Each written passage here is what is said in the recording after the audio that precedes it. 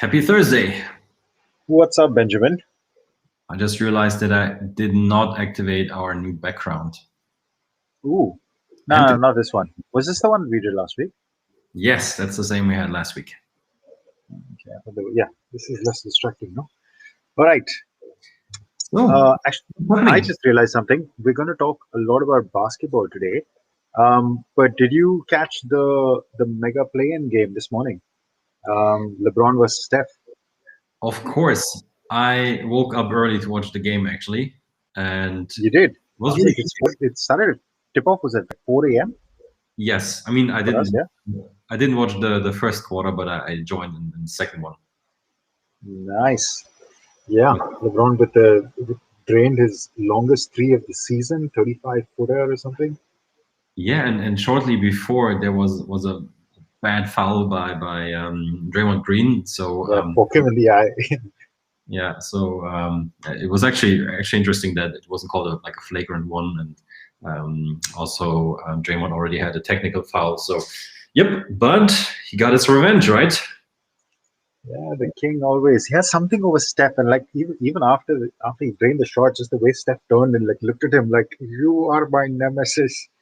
Yeah, Yeah, but it was just the what's it called, the in-play tournament or something. So there's still a chance at some point potentially to take revenge. yeah. I think Golden State goes to Denver next, or Denver goes to Golden State rather. Goes to Oakland for the last seed. Anyway, yeah, good times. Should be a nice playoffs. I'm really looking forward to it. Warriors, I think, now playing the Grizzlies, so Ja Morant, and if they win, then they're gonna play the Utah Jazz, I believe. Yeah, Jazz is the top seed. Yeah, so that's gonna be tricky, but hey, it's still Steph, right? I mean, he did some magic yesterday. He's gonna do it again. The question is that enough, or does he have to wait until the Splash brother Klay Thompson returns next season? Yeah, Hopefully, probably. in his old style. Yeah, you're not going to see an 8 seed go too far, but it's just good to see Steph back in full flow. Should be a fun postseason. Yep. Now we also spoke in the first couple of minutes of basketball. We're gonna extend that theme and yeah, throughout the episode, right? Yeah, pretty much. So, what else are we gonna talk about today? Well, for starters, Ben, we're going to do what we do every week, which is talk about the 5 top news stories in the world of sports tech. That's what Interesting we're here to. That's question. what we're here to do, right? For who do we present those topics? To whom? To whom? To the millions and millions watching at home right now, or wherever they are watching from. And But yeah, for anybody who's interested in what's happening in the world of sports tech, we have a small but loyal following, it seems. If you want to know where you can find cool new news and cool new products, then this is the spot you come to. for everyone who likes to watch and or do sports. Yeah, I mean, yeah, everybody who wants sports, Yep. let's do it. I believe it's you kicking it off today. Yeah, it is, and like we said, it is all about basketball. Now, we usually don't cover investment stories on this show. Yeah, for a reason, because there's so much that happens in the space. But this one I particularly enjoyed. First of all, because I'm a fan of the tank. Maybe one day even will be a shark in it. That should be fun. But it's a cool little company. Well, not so little. It's called Grind. And this is the founder. He was the one who appeared on Shark Tank, Thomas Fields. It's a company that is basically portable basketball shooting machine. So it automates rebounding. I mean, automates it in the sense that there's a net below the basket, and the ball kind of floats through and comes back into this little stand, and you can just pick up and keep shooting. Anybody who's um, played any shoot around basketball, which I haven't much of, but from what I know, yeah, rebounding is a pain. You always have to have somebody to get a rhythm. But this is the machine that would help you do it. Uh, as you can it was a pretty fun little episode. I'm gonna play a bit of it, but basically the guy a lot going on with, of course, who he raised some money from, and there were sharks who were getting involved. That's the device. And after a fair bit of back and forth, Cochran was the one who went in with Cuban. A-Rod was also on the show, who just has become a owner of an NBA team himself. But they came in for 250K for 25%, I believe, is what they closed with. Interesting little device, and good to see some sports on Shark Tank, I think. I'd say, Ben.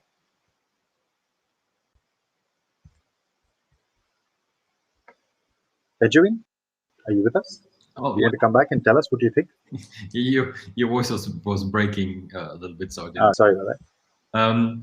Yeah, I mean, I make the majority of my shots, so I wouldn't need it as much as others. But yeah, in general, it's it's just a rebounding machine, man. It's got nothing to do with conversions. Oh my god, any chance? Like random. See, now you know why he keep talking about our head-to-head on this show. But anyway, we'll come to that. No, Yeah. it's a cool machine. Obviously, I mean, I can see why people want to invest in it, and yeah, I mean, Cuban so closely connected with the Mavericks. I mean, I'm sure he would be a fan. Yeah. It's a nice one. Good little plug. Good to see Shark Tank. Good to see sports on the Shark Tank. I mean, I was a huge Shark Tank watcher. Not so much anymore, but for a while. Yeah, exciting to see sports make a nice little appearance. Definitely. Then it's me taking over for topic number 4 in our little countdown.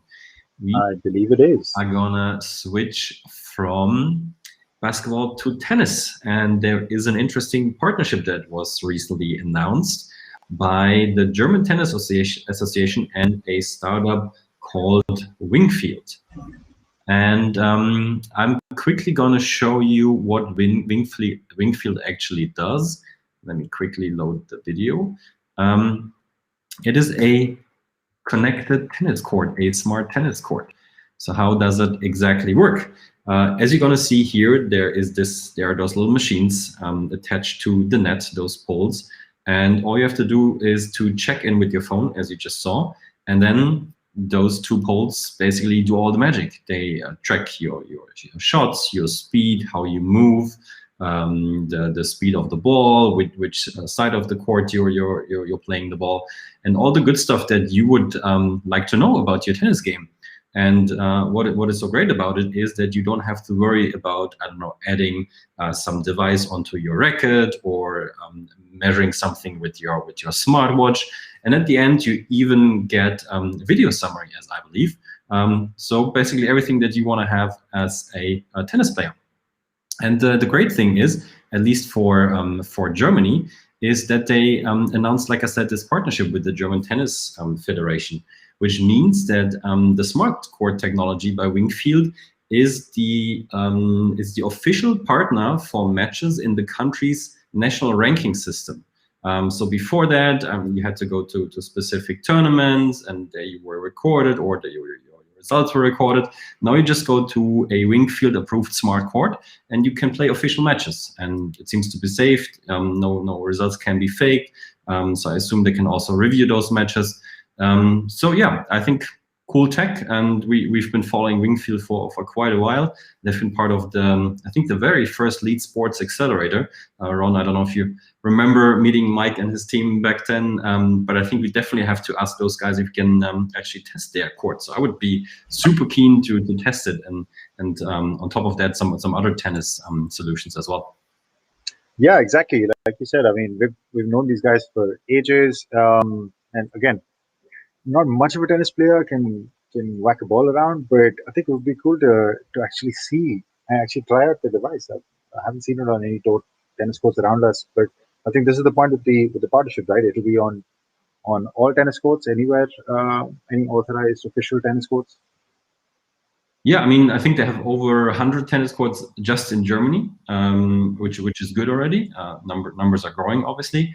And now the question is, yeah, how many more can they build, or can they capture, so to speak, also across Europe, outside of Europe?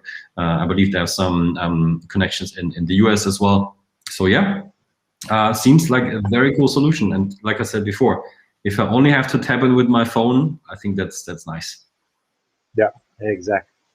All right, what's up next? So we got basketball, we got some tennis.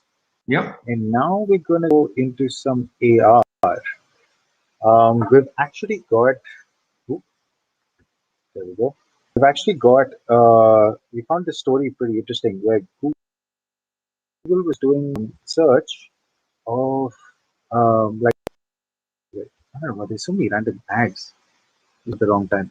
But basically, Google launched AR versions of Simone Biles.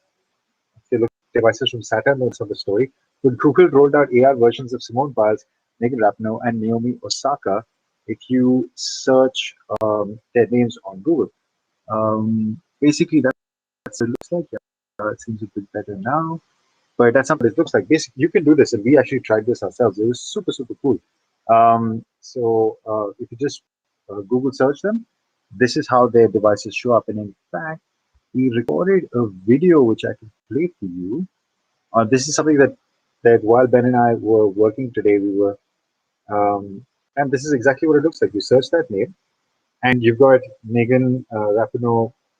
Yeah, that's the little spot that we were working in today, where actually I'm sat right now. And that's how it looks. And I think it's really just a fun little way of showing somebody else, of promoting sports stars and promoting search and helping them interact with you. Also, part of the initiative of Google promoting women's sports, I think, which is also a really cool aspect for them. We covered that story, but their investments in the WNBA, in other parts of women's sports. So just cool little tech. And I think if Google expands that to different search, then there'll be more stuff coming up. Yeah, I like this one. Then we had some fun with it.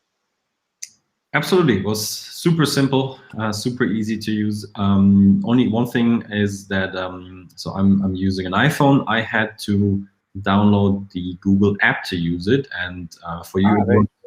within the browser, right? But I mean, Yeah. it's because you have an Android phone. Yeah, exactly. Sometimes. Yeah, it's you switched as well, you know? Yeah, and man, what about those ads that you have on those pages? That's half screen or something. What happened there? Yeah, I know. It wasn't there when I first loaded the page, but then it suddenly appears out of nowhere. It's so nice. It always happens in those situations. Yeah. No, cool little tool. As always, the question is how is the long-term engagement, or is it just something somebody would test here and there, and then that's it? Yeah, I think it's a little bit of fun. I mean, there are probably applications of it that you could launch over time, but I think that just for now, it's a nice bit of interactive tech that they've started with, and you'll see more and more interesting applications. I think you could easily have it like answer a question, maybe speak to you, maybe Google Add voice. Yeah. I also have a question. Is there a chance that you are currently looking for a flat run? Just guessing.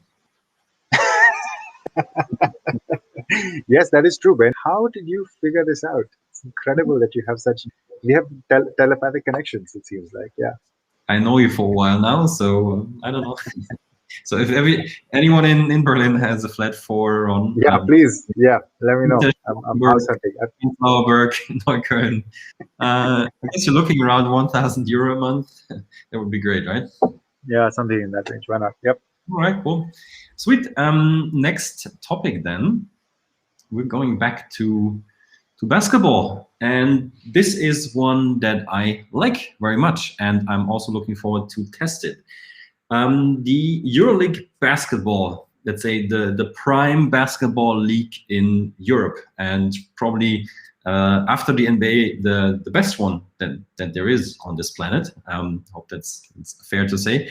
Has the Final Four tournament coming up in Cologne I think in a week from now. And what they have launched for this tournament is a great VR experience. So what you can do is you can book a VR pass, and you have to be quick because there are only 14,200. That's the amount of visitors who would have been allowed into the arena. And then you can actually watch the games in virtual reality. Quickly gonna play this video for you. And yeah, this is what it would look like. So you would hang out with your homie on your couch at home, and yeah, instead of just watching the game on your phone, let me move it forward. You take the VR goggles that you randomly have laying around, but then you can be in the game. And let me be clear, this is live. So while the game is happening, you have the chance to look at the game from, I think they said it's behind 2 baskets. And you can also switch, if you like, on the VIP seats. So these are the options that the app gives you. And yeah, you can watch the game live with your VR goggles. You can look around and see what's happening. So it's basically like being in the arena, being one of the players. So I bought one of those tickets. I think it's 16 euro, 1/6, so not so expensive. So all Ron and I have to do is get some, I believe, Oculus VR goggles for next week. And then we're good to go. And we're actually also planning to record a video of this, if possible, even though the tricky part is that it's a bit tricky to record something from within the VR goggles, I believe. Or Ron, do you know about something that lets us record this as well? I know there is that. I don't know how it connects with the VR, but I know there are devices because I mean that's how we watch VR video experiences ourselves. So I'm sure there's a way. But also, I mean, outside of VR, you can just experience the view on your mobile and tablet and device. I think you covered that as well. But they've tried to create like this. I think they have like this 20 cameras in the space, and you can select your point of view and keep changing. And it's like a nice interactive experience for somebody who's sitting at home. So you can do the VR thing, and also you can just do it on your mobile or tablet, whatever. Yeah, so for all beginners, if you have either a flat or Oculus goggles, feel free to reach out to us. Please do. Great. And then I believe for the top story of the week, it is me again. And we are staying in the basketball theme. So this is an interesting one, actually. We are going back to my favorite topic, NFTs, non-fungible tokens. We're going to record a video about that topic as well. So expect it to launch soon, just some basic introduction. But many of you know NFTs from NBA Top Shot, the most popular NFT platform in sports, where you can collect those moments, those highlight clips. And the platform has been super successful. Like I said, I think over or close to 600 million US dollar in revenue already. But there are some problems, as you already have been reading in this headline. Because NBA Top Shot is facing a lawsuit. And the question is, what is the problem? To speak in easy terms, basically what is said is that those moments that you're purchasing are basically securities. So it is like making an investment. And the people who are going to go to court claim that with those investments you can actually expect to potentially also make some money, and that they were not properly warned about the risks and all of that. It is not surprising that this is coming at the moment where sales have been a bit slow, where the average price of those moments have been going down. And what else is mentioned in this article is that the mechanics that NBA Top Shot has been using are legally also a bit tricky. So, for example, that they increase the scarcity of those items, so not so many are available. Then you have to queue in line to get those moments. So all of that, all those mechanics seem to be a bit tricky. And yeah, everybody is super curious how this is going to work, even though, and this is actually very interesting, even though in their terms, NBA Top Shot has in capital letters written that you are agreeing to give up any rights to litigate claims in the court, and you also hereby expressly give up your right to have a trial by jury, and you hereby expressly give up your right to participate as a member of a class of claimants in any lawsuit, including but not limited to class action lawsuits involving any such dispute. So it's funny for me that like the terms and conditions are written in normal letters, normal caps, and but this paragraph is explicitly written in capital letters. Another issue is that Dapper Labs, the company who's running this for NBA Top Shot, is actually located in Canada. The lawsuit was, I think, filed or was going to be filed in New York, where Dapper Labs also has an office. And the main person who is mentioned in this article, I think he or she is located in Virginia. Here it is. So there are a bunch of questions surrounding this. But of course, this has an effect on other platforms as well. So if the court would rule at some point that this has to be treated like a security, so like a proper investment and everything that comes around this, then I believe that would have a big effect on other platforms as well. Mr. M, what is your take on this? I think this is just lawyers trying to find ways to get paid. I think Top Shot clearly has a lot of safety, a lot of precautions that is taken. Of course, they would have consulted. Lawyers would have definitely got paid in the drafting of their own agreements. But also, even the article also says that there were the allegations made about the fact that it's closer to a security rather than just a digital tradable are definitions borne by the lawyers. They're not actually referring to the definition of securities by the SEC. So they're just claiming in some way that it's close to securities. Plus, you covered the fact that the geography is an issue. Plus, you covered the fact that NBA Top Shot has very clearly stated in its terms and agreements that, hey, I mean, this is what it is. You're kind of accepting to all of this. Yeah. I mean, it's a lawyer who's filed a claim. NBA Top Shot's lawyers will counterfile. It's just a bunch of legal mess. I'd be surprised if this actually goes anywhere. Yep, but you never know. Sometimes the U.S. courts surprise you. Also, by the way, I think it's the week where we also can expect a decision in the case of Apple and the App Store, right? Isn't it this week? I think so. I'm not sure. Is it? Also, but yeah, sure. Yeah, whatever. A little side story. This was our top topic of the week, and now we are moving to more fun topics, I would say. Yeah, I'm going to talk about the video that we actually had last week. Yeah, so Ben, as you said, I think it's part of a new series on Hello SportsTech on our YouTube channel. We're explaining concepts in a deeper way. And last week, I actually talked about Exergaming. This week, you're going to see a video on NFTs, which Ben is putting out. But the goal for us is to take these interesting new trends and topics and stuff and deconstruct them. But where this trend has come from, what's happened in the past, why it's relevant today, and what it's going to look like in the near future. So with Exergaming, for example, which is basically an interaction of fitness, a gamified fitness experience. So taking fitness, combining video games, combining mixed reality, and creating this interesting product. Why it's relevant, as you can see, I was talking about the Olympics has their virtual series, which has already been running for a week now. We've covered that news on this show a couple of times. But the idea is to present to you what exactly this concept is, and then also show you some really cool, interesting products from this space.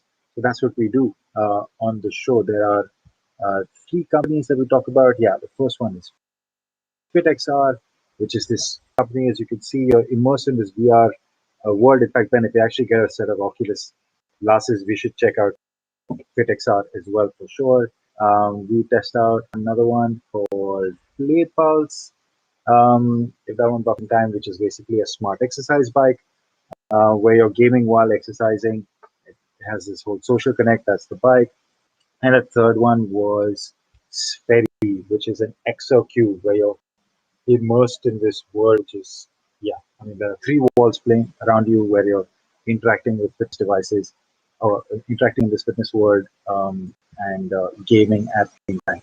So really cool devices, and all 3 of which we haven't checked out. On our previous weeks, we have checked out some other devices, but these 3 we have not. And then I think we should maybe give them a call as well, no? Absolutely. I mean, lots of great things out there, and I would really, really, really like to test the Play Pulse bicycle. Yeah. We have to. Yeah, and it's actually controllers in the handles and stuff. Like I just really like really cool tech happening. Absolutely. Maybe we have to travel to Norway. I think that's where they're located. Yeah, early. Get a call. Cool. Yeah, I mean, great topic. Watch the video. Lots of cool stuff that Ron presented there, and yeah, it's fun, and you're working out. That's all you need to know. Exactly. Cool. Let's move on to our special topic that we always have at the end of every episode, our +1. Ron is already smiling because it's a fun one, right? It's time to get to it, Ben. Boom. It's time to get to it. Target halts all sports trading card sales at stores after a fight broke out. Can you believe it?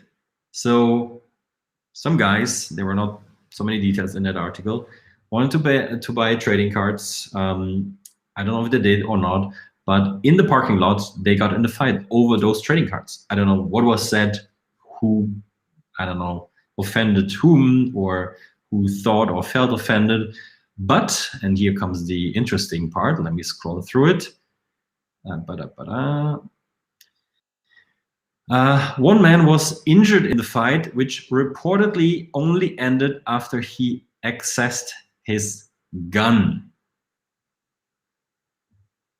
Right, a gun because of trading cards. So why are we presenting this to you? So that you understand out there that trading cards are a serious business. And as we are sports tech guys, you probably know what our solution is. You should potentially think about switching to digital trading cards, because there those kind of fights cannot happen. I mean, in a different way when you are in your NBA Top Shot queue, and you're also annoyed by the 120,000 people who are in front of you, but at least you don't see them and you cannot attack them and you cannot pull a gun or anything, right? So yeah, another reason why digital trading cards are a thing. That's all we have to say about this, Ron. I mean, yeah, it was a bit nuts. Yeah, I mean, I get it. It's a lot of money. There's a lot of money at stake, millions of dollars. We just saw another collector. We see this story a lot, as we predicted, I think, many weeks ago, that as NFTs were becoming a thing, there'd be more and more people who were scrambling in their attics and old collectors whose collections would be coming out. We recently saw stories about that. So I get it. I get people fighting over it. But guys, take a chill. Like, just take a minute. Yeah. Another Why not? funny story. I didn't tell you this before. Shout out to Olivier Legris from Stadion. He posted this in our Discord for NFTs in sports. It was about the Charlotte Hornets releasing an NFT last week, and it got sold out super quickly. But the funny thing is that they tried to fake it a little bit, because the solution was not built into their app. They were just manually sending out those NFTs in some way.